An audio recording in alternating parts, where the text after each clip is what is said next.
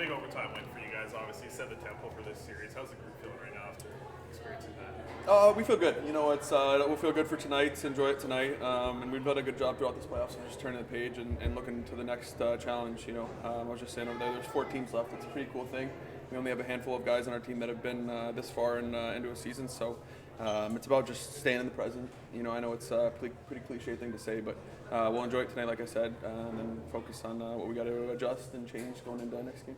Felt like a lot of momentum in the kind of second half of the third, even overtime to start. Felt like you guys had it, and that big penalty kill to close out the third period. How were you guys feeling just in the last little bit of that game? It felt like you guys were feeling pretty good in the last. Yeah, we've been poised. I like our composure throughout this whole playoff.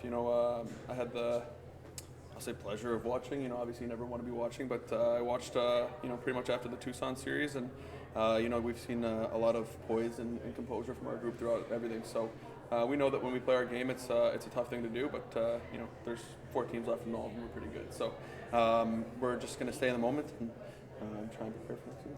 Just walk us through the winner. How do you see it? Take a shot, close your eyes, see what happens.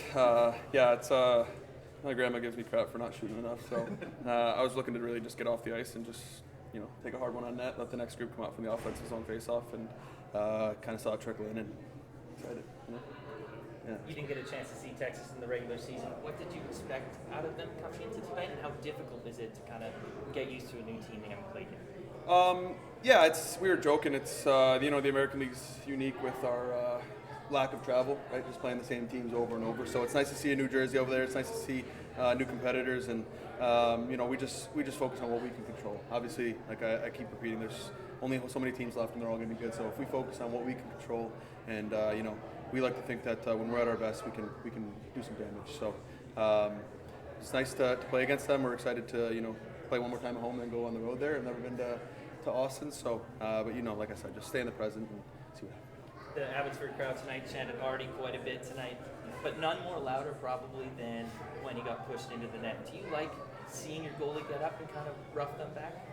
I like when he makes saves. I like when he's the provincial hero that he is.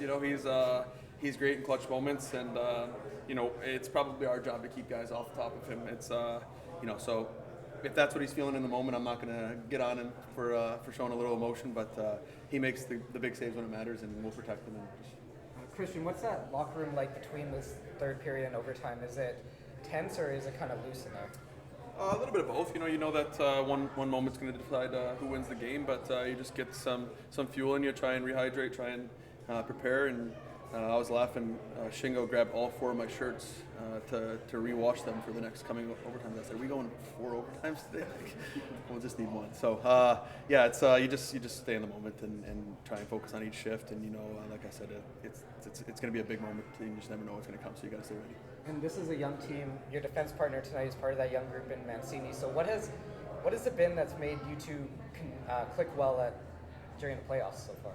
Well, he's a great athlete. He's a great skater. He's super strong, not afraid to take some risks. And I find that when we move pucks and just stay simple, the rest of things kind of come for us naturally. So if we just stay in that simple mindset, the things that that might pop off the page for him usually just tend to happen naturally versus going out there and trying to do it. So he's obviously a big prospect for a reason, and my job as an older guy is just to try and make his job easier. And have you been able to give him any advice? You've been in the AHL for a little bit longer than he has, like just kind of adapting to the moment.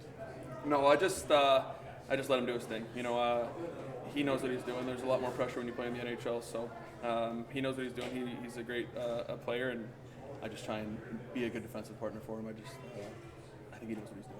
Where does this goal rank in your career? You've had a pretty long and memorable career. Like, how big does this one rank for you?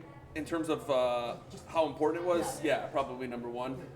This is the furthest I've played since we won the national championship in college. So, just in terms of importance and big moment, it's probably number 1. In terms of how nice it was, throw it in the top 50.